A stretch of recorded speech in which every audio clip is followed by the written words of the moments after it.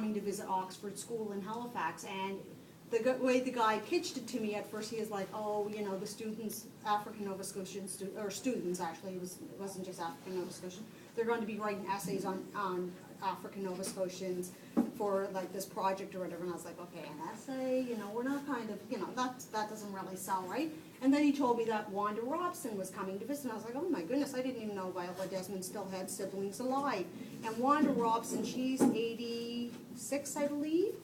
And so anyhow, I was like, okay, well, there's the news hook. Viola Desmond's sister is coming in to speak. So anyhow, so it was a mad rush that morning, right? Because he had called me a couple of days before. And so I was like, okay, I need to try to get an interview with her before the assembly at the school. So I had about 15 minutes, and I'm telling you, when you're pressed for time like that, your questions have to be pointed, because you know you're going in, you got 15 minutes to get, you know, all this background and things like that. So I asked her more about the personal stuff in her family, right? Because it's just stuff I had never heard about. I've read about the documented information and things like that, but I just want to know more about her family, her growing up and things. So I had 15 minutes, I got that interview in, and then I went to the assembly, and I listened to all the questions and got to listen to her share the story with the students, and it was poignant. It was right on. And I was like, oh man, this is going to be a really good story. So in the process of writing that story, I contacted a retired New Glasgow judge who had written about the case in a book on Pictou County crimes or whatever. And so in the process of talking to him, he said, you know, Viola Desmond was wrongfully convicted, and I think the province should give her a pardon. I was like, oh, geez, that's kind of new information. Nobody's ever kind of said, you know, publicly that she should be given a pardon. I was like, okay, that's another good part of the story. So I ended up writing a story on like the family aspect of it with Miss Robson. It was a huge story, went in Arts and Life, it was a whole page, and I should have brought it, I just couldn't find it last night, but anyhow, it was a whole page, and it had nice archival photos of Viola Desmond with the first graduating class of her hairdressing school and things. It was beautiful, like the presentation was really nice.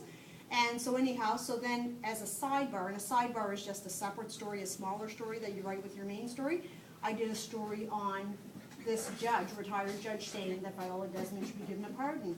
So the story ran in a Saturday paper, and at the time, Premier Darrell Dexter, who you guys may know because he's in this area, he was the premier, so I wasn't in the day that my story was published, but another reporter called him at home and said, listen, there's calls for, you know, the province to give this woman a pardon, like, you know, 60-some years after she was wrongfully convicted. And so anyhow, so the premier said, okay, we're going to look into it. So then we had another story, you know, a follow story and things like that.